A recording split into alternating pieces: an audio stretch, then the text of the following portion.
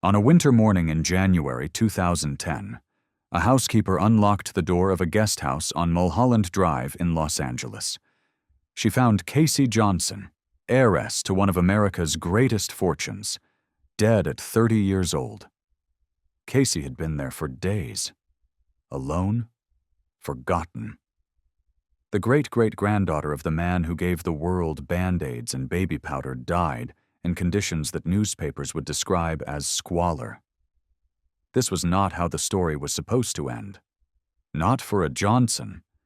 But if you trace the bloodline back through 5 generations of this American dynasty, you will find something darker than tragedy. You will find a pattern. Scandal after scandal. Death after death. Betrayal woven into the very fabric of their fortune. The mansions they built, magnificent castles of stone and ambition, became stages for dramas that would make Shakespeare weep. This is the story of the Johnson family. Not the sanitized corporate version you find in press releases and company histories, but the real story. The buildings that bore witness to their triumphs and their destruction. The curse that seemed to follow their wealth like a shadow that could never be outrun. If you value deep investigations into American dynasties, the invisible structures of inherited wealth, and the human cost of extraordinary fortunes, please like this video and subscribe.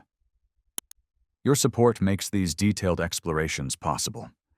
Now, let us begin where every curse begins, with a blessing. 1. The brothers who built an empire on wounds. To understand the curse, you must first understand the blessing. Robert Wood Johnson was born on February 20, 1845, in Carbondale, Pennsylvania, 8th of 11 children in a family that knew struggle intimately. His father farmed. His mother raised children in circumstances that taught young Robert the value of every penny earned. There was no silver spoon.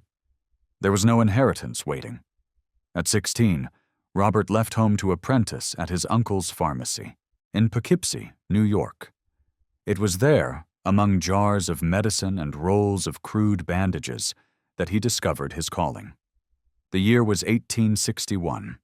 America was tearing itself apart in civil war, and soldiers were dying by the thousands, not from bullets, but from infections. Wounds that should have healed became gangrenous. Amputations meant death more often than recovery. Surgery was a lottery with death as the most common prize. The medical establishment had no answer. Doctors operated in the same blood-stained coats they'd worn for years, believing the stains demonstrated their experience. They used instruments wiped clean on their aprons between patients. They packed wounds with whatever cloth was available, often reusing bandages from previous patients. The mortality rate from post-surgical infections exceeded 50%. Then came Joseph Lister, a British surgeon who proposed something radical. Invisible organisms called germs were killing patients, and carbolic acid could kill those germs. The medical establishment mocked him. Invisible killers? Preposterous. But Robert Wood Johnson saw opportunity where others saw foolishness. He studied Lister's theories obsessively. He experimented with antiseptic practices in his uncle's pharmacy. He began to dream of mass-producing sterile surgical supplies that could bring Lister's revolution to every operating room in America. In 1874, at 29 years old, Robert partnered with George Seabury to form Seabury and Johnson, manufacturing medicated plasters and surgical supplies. For 6 years, the business grew. Then came the inevitable disagreements that arise when money and ego collide. By 1880, Robert had sold his shares. The price of exit included a legal restriction. He could not compete in the medical supply business for 10 years. His brothers were not bound by such restrictions. James Wood Johnson, born in 1856, and Edward Meade Johnson, born in 1852, began their own venture manufacturing surgical supplies. They struggled. Capital was insufficient. Competition was fierce. The business barely survived. When Robert's non-compete period ended in 1886, he rejoined his brothers with fresh funding and fresh ambition. Johnson&Johnson was officially born. They started in a fourth-floor factory in New Brunswick, New Jersey, with 14 employees. The company's first product was a revolutionary ready-to-use surgical dressing, individually packaged and sterile. For the first time, doctors could trust that the bandages they applied wouldn't kill their patients. The timing was perfect. Hospitals were expanding across America. Medical practices were modernizing. Surgical procedures were becoming more common as infection rates dropped. And the three Johnson brothers were positioned at the center of a healthcare revolution. The products multiplied: sterile sutures, adhesive plasters, medicated gauze, antiseptic cotton, each one packaged individually, each one guaranteed sterile, each one carrying the Johnson&Johnson name. Robert Wood Johnson became the public face of the company. He traveled constantly, demonstrating products to doctors and hospital administrators. He published papers on antiseptic technique. He became an evangelist for Lister's theories, translating complex medical science into practical applications. By 1897, Johnson&Johnson employed more than 400 workers. By 1900, that number exceeded 1,400. The company built new factories. It expanded into international markets. The products that had begun as surgical supplies evolved into consumer goods: baby powder, dental floss, sanitary napkins. The Johnson brothers were becoming wealthy. Not robber baron wealthy like Rockefeller or Carnegie, but comfortable, secure, respected. Robert Wood Johnson died on February 7, 1910, at 64 years old. The company he'd built with his brothers now occupied more than 40 buildings in New Brunswick. The fortune he left behind was valued at approximately $2 million, the equivalent of roughly $60 million today. More importantly, he left behind sons who would multiply that wealth beyond imagination. And with that wealth would come the darkness. 2. The general builds his kingdom on fear. Robert Wood Johnson II was 17 years old when his father died. His mother urged him to attend college, to get an education before joining the family business. Young Bobby, who would later be known simply as the General, had other plans.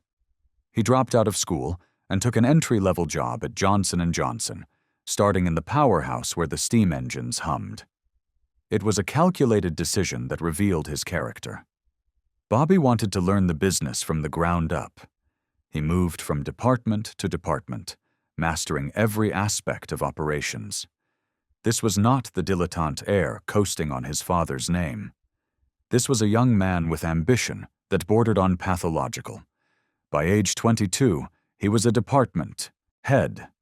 By the time World War I erupted, he was General Superintendent of Manufacturing. He pushed the company to expand aggressively. New products, new markets, new factories. The baby powder that had been a minor sideline became a consumer phenomenon. Johnson&Johnson baby powder appeared in medicine cabinets across America, its gentle scent synonymous with infant care. Bobby married young, divorced, remarried. His personal life was turbulent, but his business life was ruthlessly disciplined. He ran Johnson&Johnson with an iron fist, demanding perfection from everyone around him, especially his own children. Where Robert Wood Johnson I had been an entrepreneur driven by innovation, his son was a manager driven by control. Bobby didn't invent new products. He systematized their production. He didn't pioneer new markets. He dominated existing ones. He built an empire not through creativity, but through relentless execution. During World War II, Bobby's administrative skills caught the attention of President Franklin Roosevelt. He was commissioned as a brigadier general and appointed chairman of the Smaller War Plants Corporation, overseeing military contracts for thousands of companies. It was a position of enormous influence, coordinating the industrial might of America's smaller manufacturers to support the war effort. The title General stuck. Even after returning to civilian life, everyone called him General Johnson. He wore it like a badge of honor, a validation that his talents extended beyond the family business into the realm of public service. But the general ruled his family with the same iron discipline he applied to business. His treatment of his children would sow seeds of resentment that would poison the dynasty for generations.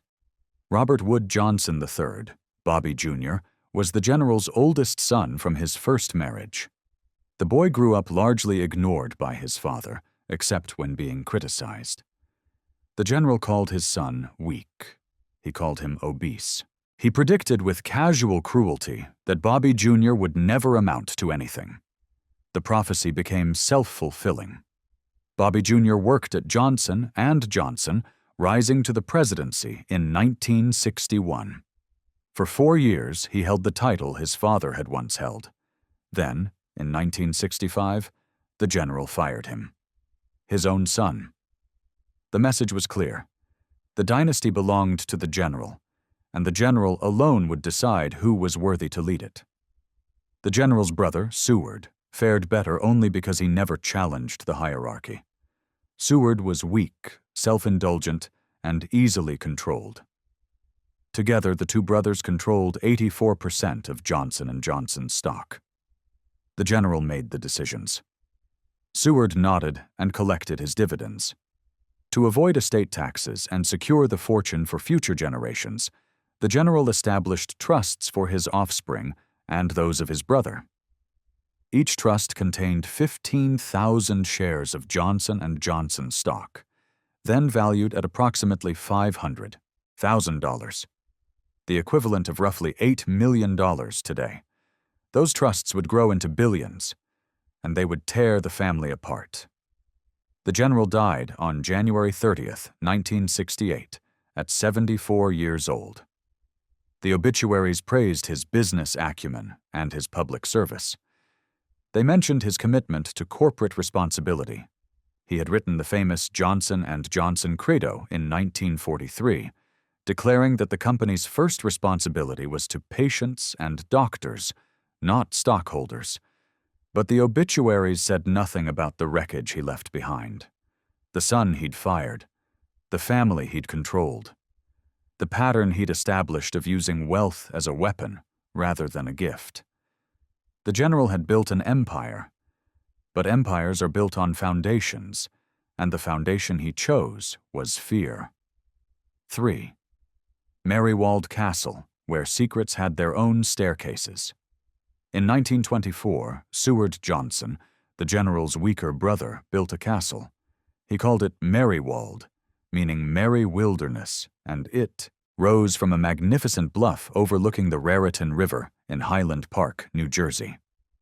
The castle was a wedding gift for his first wife, Ruth Dill, sister of actress Diana Dill and aunt to future movie star Michael Douglas.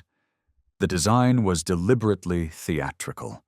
Limestone and sandstone walls embedded with fossils, plaster reliefs of whales, lobsters, and sea creatures decorating the exterior, 150 leaded glass windows catching the light, 11 fireplaces to warm the 25 rooms, ramparts and turrets that made visitors feel they'd stepped into medieval Europe.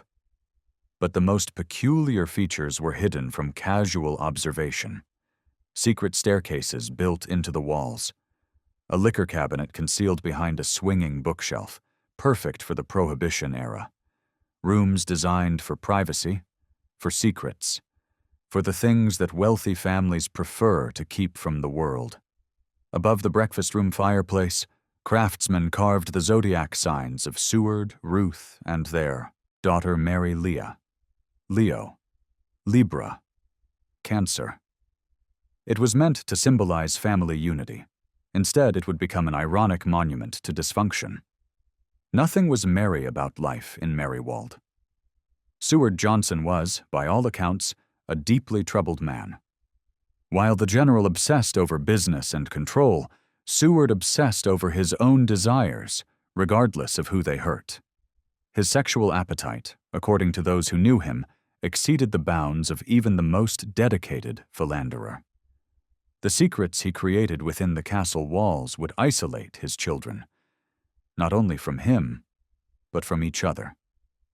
In 1932, just weeks after the infamous Lindbergh baby kidnapping shocked the nation, an intruder came to Merrywald with a similar plan. Diana Johnson, Seward and Ruth's third daughter, was just months old.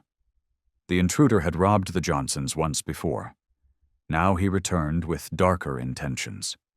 But unlike the Lindbergh tragedy, this attempt failed. Seward Johnson heard the commotion and grabbed his gun. He shot the would-be kidnapper in the leg as the man fell from his ladder. Police arrested him later at a hospital. The newspapers ran headlines comparing it to the Lindbergh case, but with a happier ending. The castle had protected its occupants this time. Ruth Dill divorced Seward in 1937, citing extreme indifference, the polite legal term for a marriage destroyed by neglect and infidelity. She was granted custody of the children and ownership of Merrywald. She would live there, not in the main castle, but in the smaller carriage house, until her death in 1987. Seward remarried and moved away, leaving behind a house full of memories he preferred to forget. But the castle's dark history was far from over. Decades later, Seward's daughter Mary Leah would make a shocking accusation. She would claim that over a period of years, from the time she was 9 until she was 15, her father had sexually molested her within those castle walls. The accusation would divide the family. Some believed her. Others, including her own sons, thought she was delusional or seeking revenge. The truth, buried beneath layers of wealth and silence, may never be fully known. What is certain is that the castle witnessed more than alleged incest. In the 1960s, industrial engineer Charles Farmer and his wife Barbara moved into the main building. Their marriage, like so many before it in those halls, deteriorated into hatred. Charles accused Barbara of having an affair. He claimed she was building an occult center for practicing black magic in Massachusetts. On a night in 1963, Charles Farmer shot and killed his wife, Barbara, in one of Merrywald's 25 rooms. He then turned the gun on himself, but survived. The newspapers ran new headlines about the cursed castle on the bluff. Today, Merrywald still stands. It serves as the headquarters for a real estate development company, its dark past scrubbed clean by commerce. A bronze sculpture by Seward Johnson, Jr., one of the children raised in those haunted halls, sits in the courtyard. It depicts a life-sized man reading a newspaper. Perhaps he is reading about the headlines the castle once generated. The building endures. The secrets remain buried. And the zodiac signs carved above the breakfast room fireplace still mark 3 lives that were supposed to be united, but were instead destroyed by the very wealth that built their fortress. 4. The baby on the powder can. A face that sold millions of all the children who grew up in Merrywald, none carried more visible weight than Mary Lee Johnson. Her face became famous before she could walk, immortalized on millions of Johnson's baby powder containers sold around the world. The pink-cheeked infant with the innocent smile became the symbol of everything Johnson & Johnson represented: purity, care, protection. But behind the image lay a reality far darker than any marketing executive could have imagined. Mary Leah later claimed that the sexual abuse began when she was 9. Her father, she said, came to her at night in Merrywald Castle. The abuse continued until she was 15, around the time her parents divorced. Whether these memories were accurate, fabricated, or distorted by time and trauma remains disputed. What is certain is that Mary Lee Johnson lived a turbulent life. She married 4 times. Her first 3 marriages ended in divorce. Her third husband, Dr. Victor Dark, was a psychiatrist she met while seeking treatment for her son's drug addiction. Their relationship became a nightmare. In 1976, Mary Leah publicly declared that her estranged husband and his homosexual lover had hired hitmen to have her murdered. She was living at the time with her 4th husband-to-be, the gay Broadway producer Marty Richards. Together they hired bodyguards to protect them. The protection proved necessary. During a break-in at their home, a bodyguard was beaten almost to death. Mary Lee and Marty barely escaped with their lives. The Bronx District Attorney's Office opened an investigation. No charges were ever brought. Mary Lee divorced Victor Dark in 1978 and married Marty Richards, a union that would last until her death. With Richards, she became a Broadway producer herself, helping to finance films like The Shining and Fort Apache, The Bronx, and Tony Award-winning productions like Sweeney Todd. Her financial troubles never ended despite her immense trust fund. In the 1960s, she sued her own father, Seward Johnson Sr., in an effort to extract more money from the family trust. The lawsuit failed, but it poisoned whatever relationship remained between them. Throughout her life, the once healthy baby on the powder container abused alcohol and drugs. She suffered from depression and paranoia. She traveled with bodyguards everywhere she went. The face that had symbolized innocence became a mask for pain. Mary Leah Johnson Richards died on May 3, 1990, in Pittsburgh, Pennsylvania. She was 63 years old. The cause was complications from her various health problems, but those who knew her believed she had been dying slowly for decades, poisoned by the very wealth that was supposed to protect her. The irony was too bitter to miss. The baby whose face sold millions of containers of products meant to nurture and protect had found no protection for herself. The fortune that promised security had delivered only fear. 5. Yasna Palana, the $30 million mausoleum.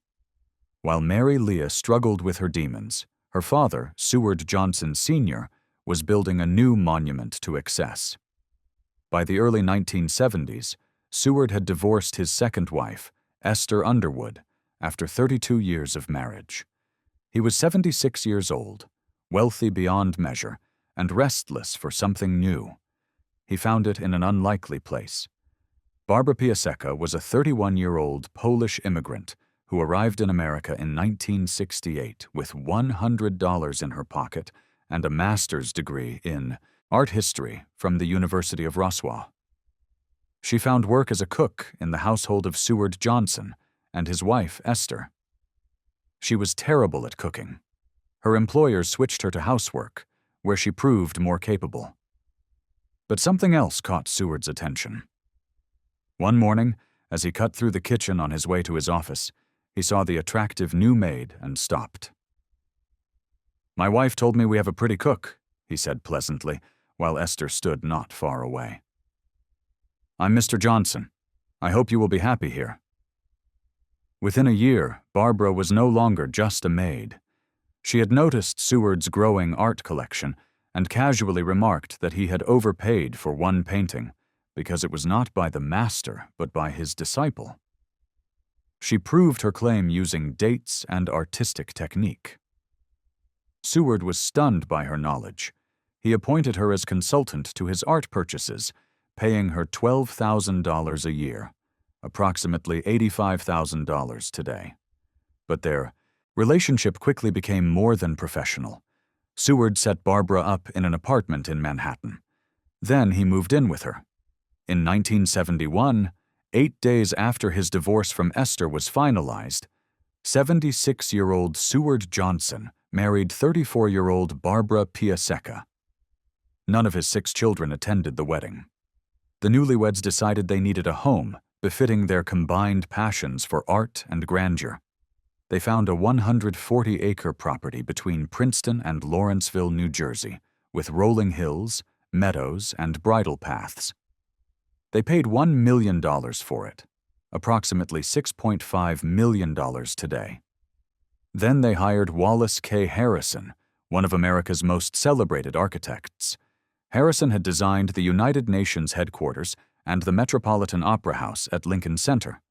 His instruction was simple: build the biggest and best house in the world. What rose from those rolling hills would become one of the most expensive private residences in America. They called it Yasna Palana, Polish for bright glade, a name that echoed both Barbara's heritage and Leo Tolstoy's Russian estate. The mansion covered more than 50,000 square feet, yet it contained only 2 bedrooms. Barbara wanted space for art, not guests. What it did have were 32 bathrooms, 15 fireplaces, 1 wine cellar, 1 art cellar, an air-conditioned doghouse. The construction cost exceeded $30 million, approximately $140 million today. Every detail was chosen by Barbara herself, often overriding the famous architect, who eventually removed his name from the project in frustration. When the mansion was completed in 1978, the Johnsons threw an opening party and invited the world's elite. President Jimmy Carter declined. So did Energy Secretary Cyrus Vance, Walter Cronkite, Anne Morrow Lindbergh, and dozens of other luminaries. Barbara scrambled to find lesser celebrities to fill the empty seats. The house that was meant to announce their arrival in society had become a monument to isolation. Within its walls, Seward and Barbara lived largely alone, surrounded by priceless Flemish tapestries, paintings by Raphael and Rembrandt, drawings by Fra Angelico and Botticelli, and 18th-century furniture imported from the greatest estates of Europe. They employed dozens of servants to maintain the property, but they rarely entertained. As Seward grew older and frailer, Barbara's control over his life became absolute. His 6 children watched from the outside, increasingly alarmed at what they saw. Their father, they believed, was being manipulated by a woman who had risen from maid to mistress, to billionaire's wife in just a few short years. In 1982, when Seward was 87 years old, he signed a new will. It left virtually his entire estate, worth more than $400 million, to Barbara. His 6 children, 4 from his first marriage and 2 from his second, were largely excluded. Seward Johnson Sr. died on May 23, 1983. And then the war began. 6. The greatest will contest in American history. The trial that followed became the largest, costliest, ugliest, and most spectacular will contest in American history. Seward Johnson Jr., the eldest child and noted sculptor, led his 5 siblings in a legal assault on their stepmother. Their allegations were explosive. They claimed their father had been mentally incompetent when he signed the final will. They accused Barbara of undue influence, of isolating an elderly man from his family, of coercing him into betraying his own blood. Trial witnesses painted a devastating picture. Barbara, they testified, often physically and emotionally abused her husband. She flew into rages over trivial matters. She controlled his access to his children. She convinced him that his own offspring were unworthy of his love or his money. One witness described Barbara throwing a crystal ashtray at Seward's head. Another testified that she screamed at him for hours over minor household issues. A nurse who cared for Seward in his final months described him as terrified of his wife. Barbara denied everything. She described herself as a devoted wife who had cared for her husband through 12 years of marriage. She had transformed their lives with art and culture. She had given him companionship in his final years when his children barely visited. The trial lasted 15 weeks. Witnesses paraded before the court, some supporting the children, others defending Barbara. The press feasted on every salacious detail. A maid who became a billionaire, a family torn apart by greed, secrets that should have stayed buried. The trial exposed the mechanics of extreme wealth with brutal clarity. Lawyers argued over the precise wording of trust documents. Accountants calculated the present value of future dividends. Psychiatrists debated whether an 87-year-old man could have been mentally competent while simultaneously being emotionally manipulated. The cost of the litigation exceeded $24 million, approximately $65 million today. Both sides hired armies of lawyers, investigators, and expert witnesses. The legal fees alone could have funded a small hospital. In the end, there was no verdict. On June 2, 1986, just one day before the case was to go to the jury, both sides reached a settlement.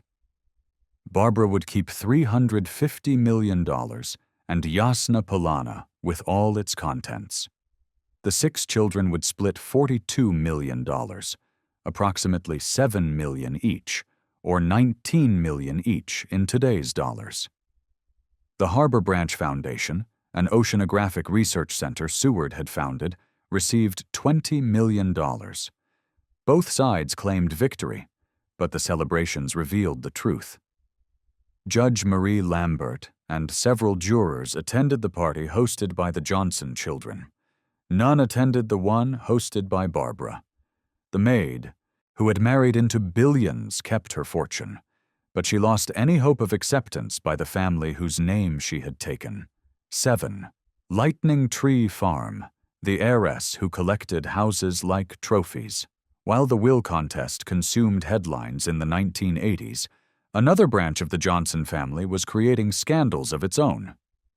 Elizabeth Ross Johnson, known to everyone as Libet, was the granddaughter of the General, Robert Wood Johnson II. Her father was Bobby Jr., the son the General had fired and humiliated.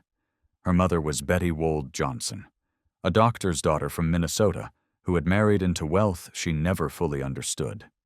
Libet's childhood was marked by tragedies that struck without warning. In 1975, her brother Keith died from a cocaine overdose at 27. His body was found with drug paraphernalia scattered around his nude form. Within months, her other brother Willard, known as Billy, was killed in a motorcycle accident at 23. He flew over the handlebars and impaled himself on an iron picket fence. The Johnson family trusts had a provision. When any child died without issue, their share would be divided among surviving siblings. Keith and Billy had no children. Their deaths made Libet, her brother Woody, and her brother Christopher among the wealthiest members of their generation. By some estimates, each would become billionaires. But money could not buy Libet happiness. She married 5 times, collecting husbands the way her ancestors collected mansions. She dated famous men, including singer Michael Bolton and celebrity hairdresser Frederick Fekkai. She appeared constantly in gossip columns, her romantic life providing endless material for tabloid writers. Her real passion was real estate. Libet accumulated properties across the country with the fervor of an addict. In New York City, she purchased the Vanderbilt Mansion, a 12,000-square-foot townhouse on the Upper East Side that she would eventually list for $55 million. But her masterpiece was in Millbrook, New York, 90 miles north of Manhattan. Lightning Tree Farm began with a purchase in 1980. Over the following decades, Libet bought surrounding parcels until the estate covered more than 600 acres of Hudson Valley countryside. The main house, a Greek Revival mansion built around 1850, grew to 18,000 square feet under her ownership. Inside were 9 bedrooms, 9 bathrooms, 8 fireplaces, an elevator, a wine cellar, a dog room, a home theater, and a children's playroom complete with a stage featuring electronic curtains. Outside were custom fountains, a swimming pool with a full kitchen in the pool house, an 18-stall horse stable with a riding ring, and multiple guest houses. Most remarkably, The estate included a private helipad, one of the only ones permitted on private property in Dutchess County. The commute to Manhattan was just 40 minutes by air. For Libet, the helicopter ride was simply part of daily life. But even 600 acres could not contain her restlessness. Libet's marriages produced 4 children, but her relationships produced mostly drama. In 2006, her niece Casey Johnson gave an explosive interview to Vanity Fair, accusing her aunt Libet of seducing Casey's boyfriend. The accusation tore through whatever family bonds remained. Casey's father, Woody, Libet's brother, reportedly wanted nothing more to do with the whole situation. The generation-skipping trusts that had made them all wealthy had also made them strangers. Libet Johnson died on a weekend in June 2017 after a long period of seclusion. The cause was complications from Alzheimer's disease. She was 66 years old. Her final years had been spent largely alone, her legendary social life reduced to silence. After her death, her family began selling off the empire she had assembled. Lightning Tree Farm went on the market for $28.5 million. The Vanderbilt mansion was listed for $55 million, then reduced, then converted to a rental at $95,000 per month, over $1 million per year. The woman who had collected properties now exists only in deeds and tax records. The houses that defined her life have passed to strangers. 8. Casey Johnson, the girl who had everything except a reason to live. Of all Libet's siblings, her brother Woody achieved the most public success. Robert Wood Johnson IV, known universally as Woody, followed a path his ancestors would have understood. He worked hard. He invested wisely. He used the family fortune not to destroy himself, but to build something new. In 2000, Woody purchased the New York Jets football franchise for $635 million. It was a statement of arrival, proof that the Johnson name still commanded respect in the corridors of American power. Under his ownership, the Jets appeared in 2 AFC championship games and captured an AFC East title. Woody also threw himself into philanthropy. He founded the Alliance for Lupus Research, an organization devoted to finding a cure for the autoimmune disease. He served as chairman of the Juvenile Diabetes Research Foundation. He gave millions to causes he believed in. In 2017, President Donald Trump nominated Woody Johnson to serve as United States Ambassador to the United Kingdom. The appointment was controversial, as such appointments often are, but Woody weathered the criticism and took up residence in London, representing his country at the Court of St. James. From the outside, Woody Johnson had escaped the curse. He was wealthy, successful, respected. He had a wife, a family, a purpose. But the curse was patient. It was waiting in Los Angeles. Casey Johnson was born on September 24, 1979, the daughter of Woody Johnson and his first wife, Sale Johnson. She grew up on Manhattan's Upper East Side, attending the exclusive Chapin School alongside Paris and Nikki Hilton. Her classmates included heiresses, socialites, and the children of the most powerful families in America. At 8 years old, Casey was diagnosed with juvenile diabetes. The disease would shadow her for the rest of her short life, requiring constant monitoring, regular insulin injections, and careful attention to her health. But careful attention was not Casey Johnson's style. She dropped out of Brown University during her freshman year to intern with publicist Lizzie Grubman, a woman who would later gain notoriety for backing her SUV into a crowd at a Southampton nightclub. Casey was present when that incident occurred. Her life became a tabloid staple. Relationships with women, including the daughter of former Yahoo CEO Terry Semel, feuds with former friends, accusations of theft, arrests for burglary. The golden handcuffs of her inheritance, she once said, kept her trapped. In 2007, Casey adopted a daughter from Kazakhstan naming her Ava Monroe as a tribute to Marilyn Monroe, her idol. For a brief moment, motherhood seemed to offer hope for redemption.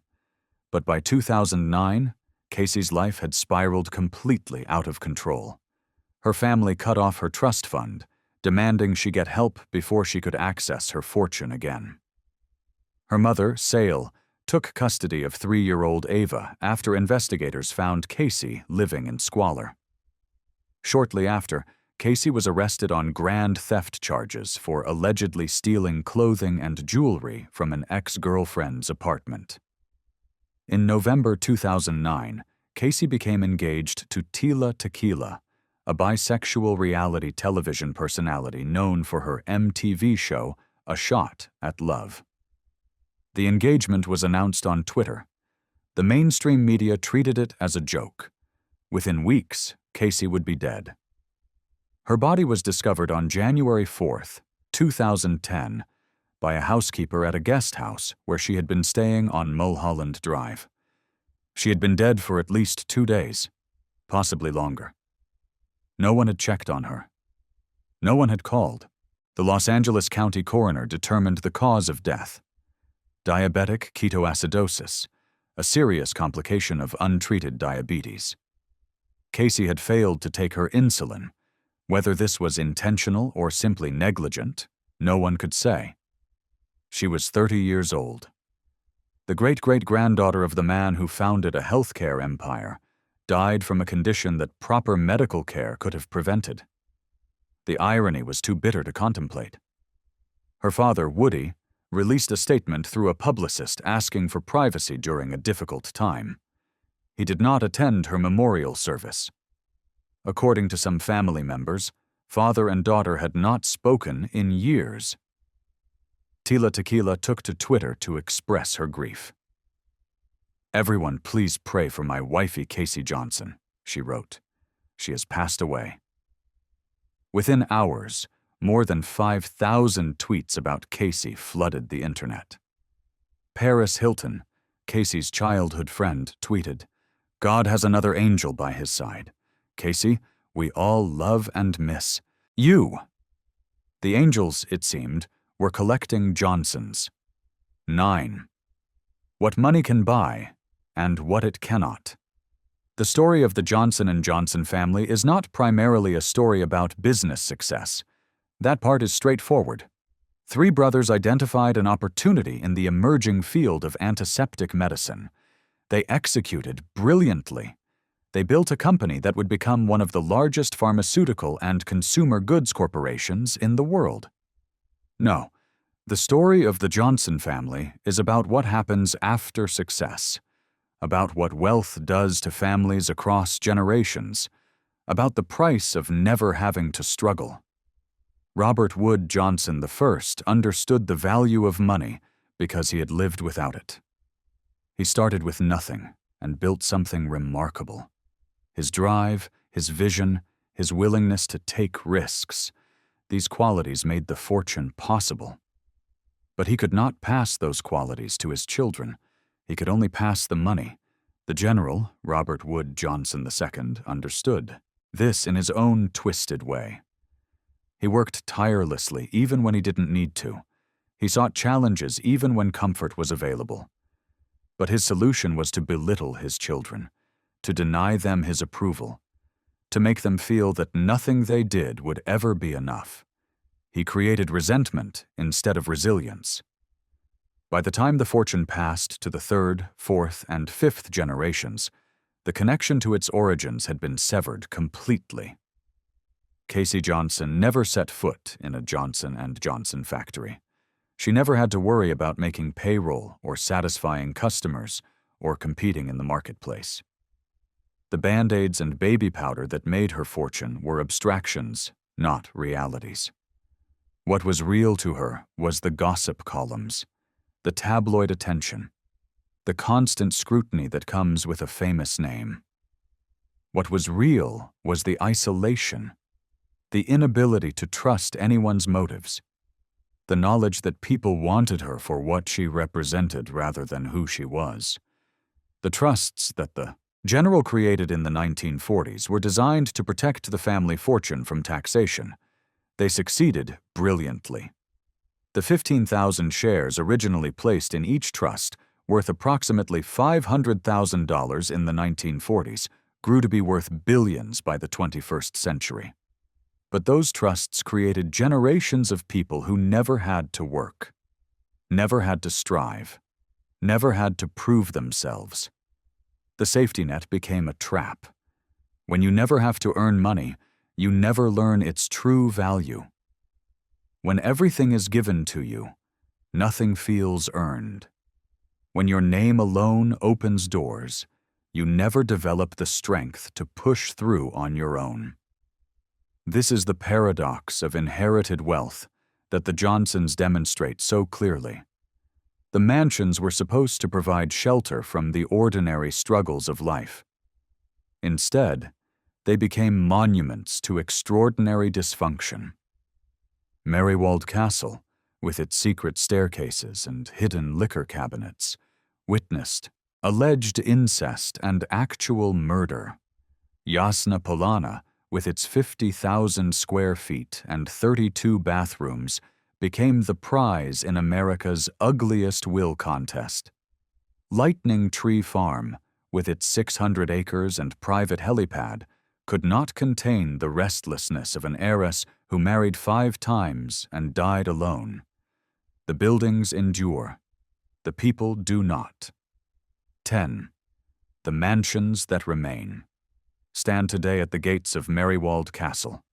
The limestone walls still rise above the Raritan River, embedded with fossils laid down millions of years before the first Johnson made his first dollar. The turrets still reach toward the sky. The leaded glass windows still catch the light. But the castle is now corporate offices. Real estate developers work in rooms where children once played and where unspeakable things allegedly occurred. The secret staircases remain, though the secrets they once protected are long forgotten. A modern apartment complex occupies the grounds behind the castle, home to tenants who may not know they sleep in the shadow of a house where a man shot his wife and where a daughter claims she was molested by her father. The Rutgers Ecological Preserve surrounds the property now. Wild woods reclaim the manicured grounds. Nature heals slowly what wealth destroyed quickly. Drive to Princeton, New Jersey, and you can play golf at Yasna Palana, if you can afford the membership fee that runs into 6 figures. The mansion that cost $30 million to build now serves as a clubhouse for wealthy executives. The 50,000 square feet that once housed Rembrandts and Flemish tapestries now host wedding receptions and corporate retreats. The 2 bedrooms that spoke of a couple who wanted no visitors now seem like an architectural joke. The 32 bathrooms remain, though their absurdity is clearer with each passing year. Barbara Piasecka Johnson spent her final years in Europe, dividing her time between Monaco, Poland, and Italy. When she died on April 21, 2013, in Wrocław, Poland, she left behind an art collection that Christie's would auction for hundreds of millions of dollars. The mansion she built to house her treasures is now a country club where men in pastel polo shirts discuss handicaps and stock portfolios. The art is gone. The woman is gone. Only the building remains. Travel north to Millbrook, New York, and you can drive past Lightning Tree Farm if you know where to look. The Greek Revival Mansion still stands, its columns proud after more than 170 years. The estate has been subdivided and sold. The helipad that once flew Libet Johnson to Manhattan now serves new owners. The stables are empty. The dog room serves no dogs. The 18,000 square feet sleep strangers who know nothing of the woman who assembled this kingdom, acre by acre, purchase by purchase, as if enough land could fill the emptiness inside. These buildings were supposed to be monuments to success. Instead, they are monuments to the failure of success to bring happiness. They prove that you can build the biggest house in America and still die alone. That you can inherit $1 billion and still wind up desperate, addicted, and abandoned. That the stones will outlast the names carved above the doors. 11. The pattern that repeats. Look at the pattern. Robert Wood Johnson I died at 64, having built a fortune from nothing. His children inherited millions. Robert Wood Johnson II, the general, died at 74, having multiplied that fortune into hundreds of millions. His children inherited trusts worth billions. Bobby Jr., the general's son, died at 50, fired by his own father, his presidency stripped away. His children inherited billions, and the certainty that nothing they did would ever be enough. Keith Johnson died at 27 from a cocaine overdose. Billy Johnson died at 23, impaled on an iron fence after a motorcycle accident. Mary Lee Johnson died at 63, after decades of paranoia, addiction, and fear. Seward Johnson Sr. died at 88, having disinherited his 6 children in favor of the maid he married. Casey Johnson died at 30, alone in a guest house, forgotten by the family whose name she carried. Libet Johnson died at 66, her legendary social life reduced to silence by Alzheimer's disease. The pattern is undeniable. Generation after generation, the Johnson fortune has consumed those who inherited it. You could call it a curse. The superstitious might point to the fortune's origins, in blood and bandages, in wounds that needed healing, in the pain that the company's products were meant to address. Perhaps there is something in that connection between healing and harm, between the antiseptic cleanliness of the business and the festering wounds of the family. But the explanation is simpler and sadder than any curse. The Johnsons suffered from the disease that afflicts most dynasties, the inability to pass values along, with wealth. The general understood hard work, but taught his children only contempt. Seward understood desire, but taught his children only shame. The 3rd and 4th generations understood entitlement, but never learned purpose. By the time Casey Johnson died in 2010, the connection between the fortune and its origins had been severed completely. The trust fund checks arrived quarterly, generated by a corporation that employed thousands of people, produced products used by millions, and operated in dozens of countries. But Casey never saw that. She saw only the money. And money without meaning is just numbers in an account. The mansions the family built were supposed to provide shelter. Instead, they provided isolation. The trusts that were supposed to provide security instead provided purposelessness. This is not unique to the Johnsons. Every dynasty faces this challenge. How do you pass wealth to your children without destroying them? How do you give them security without removing? Struggle? How do you provide opportunity without eliminating purpose? Most families fail this test. The Johnsons simply failed more spectacularly than most, with more money at stake and more witnesses to document the carnage. 12. What remains? Today, Johnson & Johnson is a publicly traded company worth hundreds of billions of dollars. The family that founded it owns only a fraction of the shares. The connection between the Johnson name and the Johnson Corporation grows weaker with each passing year. The Robert Wood Johnson Foundation, established by the General and funded by his estate, has become one of the largest philanthropies in America, dedicated to improving health and health care. It carries his name forward in ways that honor his memory. The Robert Wood Johnson Medical School and the Robert Wood Johnson University Hospital serve patients in New Jersey, healing the sick as the company's founders once dreamed of doing. But the family itself has retreated from public view. Woody Johnson continues his work as a businessman and philanthropist, his ambassadorship concluded. His surviving children live privately, away from the spotlight that consumed their sister Casey. The other branches of the family have scattered across the country, their connections to each other weakened by time and distance and the accumulated grievances of generations. The mansions stand as the most visible legacy of the Johnson dynasty. You can play golf at Yasna Palana if you can afford the membership. You can rent apartments at Merrywald if you don't mind living in the shadow of a castle with a bloody history. You can drive past Lightning Tree Farm if you happen to be traveling through the Hudson Valley, but you cannot know what these walls have witnessed. You cannot feel the presence of the people who once lived here. You cannot understand the curse, if that's what it was, that seemed to follow the Johnson fortune from generation to generation. Only the stones remember. Only the silence remains. And only the stories passed from one generation to the next keep the memory alive of a family that had everything except what they needed most: connection, purpose, peace. Epilogue: The house that money built and money destroyed. There is a question that hangs over every great fortune. What was it for?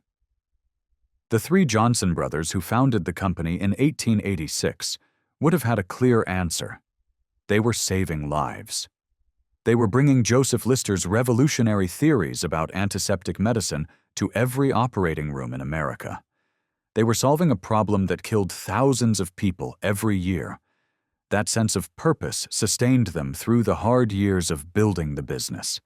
It gave meaning to their work beyond the accumulation of wealth. But purpose is harder to inherit than money. The general might have said the company's purpose was growth, dominance, market share. He would have pointed to his credo, written in 1943, which declared that the company's first responsibility was to patients and doctors, not stockholders. Noble words. But he ran the company like a tyrant, and his family like a military unit, destroying his own son's career because he perceived it as a threat. What purpose did he pass to his grandchildren beyond the vague notion that Johnson was a name that commanded respect? By the time the fortune reached Casey Johnson's generation, purpose had been replaced by entitlement. The money arrived in quarterly distributions from trusts managed by lawyers and accountants. There was no connection to the products that generated the wealth.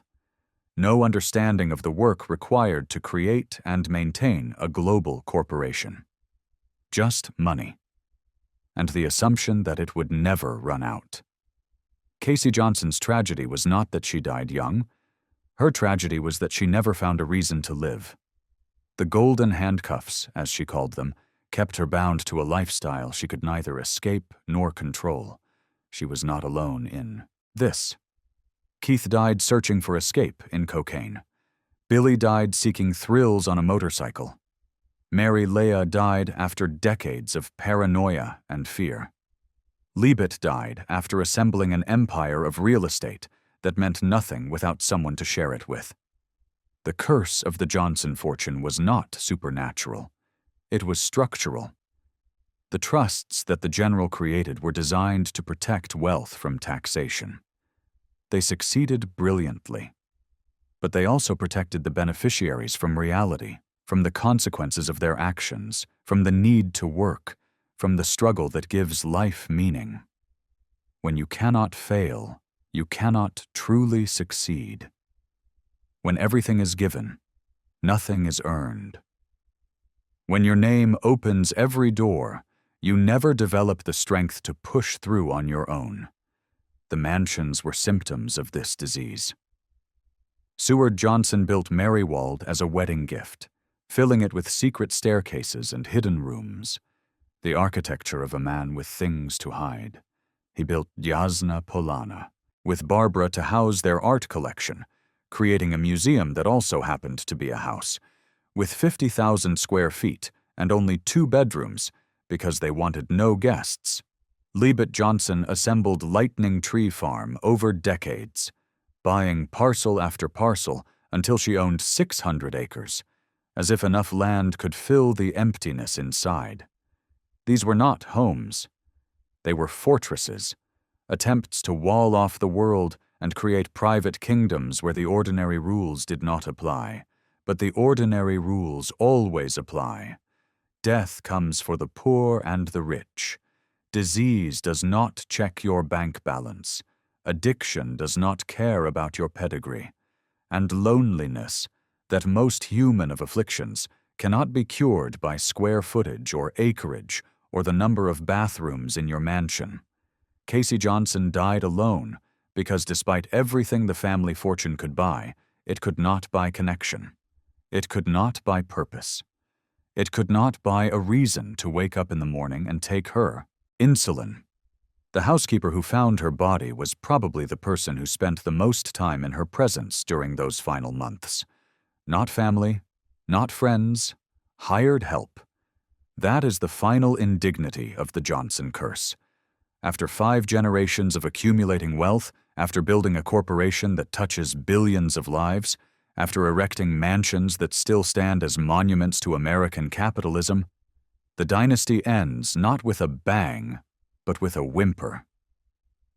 A body discovered days after death. A housekeeper making minimum wage finding an heiress worth hundreds of millions lying dead in a guest house. The great-great-granddaughter of the man who revolutionized medicine dying from a treatable disease because no one was watching. The buildings remain. Merrywald Castle houses corporate offices. Yasna Palana hosts weddings and golf tournaments. Lightning Tree Farm awaits its next owner. But the family is gone. Scattered, divided by lawsuits and accusations and the accumulated grievances of generations, connected by trusts and legal documents, but not by love. The Johnson & Johnson Company continues to make Band-Aids and baby powder. The products still carry the family name, but the family itself has become a cautionary tale, a warning about what happens when you succeed too well. When you build a fortune so large that it survives you by generations. When you create trusts that provide for your descendants without requiring anything from them. The mansions they built were supposed to be monuments to success. Instead, they became monuments to the limits of what money can buy. You can build the biggest house in America, but you cannot buy happiness. You can inherit $1 billion, but you cannot purchase purpose. You can have 32 bathrooms and still die alone. That is the lesson of the Johnson & Johnson family mansions, not the architecture or the art or the astounding sums of money involved, but the emptiness that wealth could never fill. The buildings endure. The family is gone, and the curse, whatever its nature, has done its work. If this investigation into the hidden costs of American dynasties resonated with you, I would be grateful for your like and subscription. These deep dives into the architecture of power and the structures that shape American life take substantial research and time to produce. Your support allows me to continue exploring the stories that hide behind the facades of wealth and respectability. The stones of Merrywald and Yasna Palana and Lightning Tree Farm will outlast everyone who lived in them. But the stories they contain, the secrets whispered in their corridors, the tears shed in their bedrooms, the blood spilled on their floors, these deserve to be remembered. Not because the Johnsons were uniquely evil or uniquely tragic, but because their story reveals something true about wealth and family and the American dream of building something that lasts forever. Nothing lasts forever, not fortunes, not families, not the names carved above the doors of mansions. Only the stones remain, and the stories we tell about them.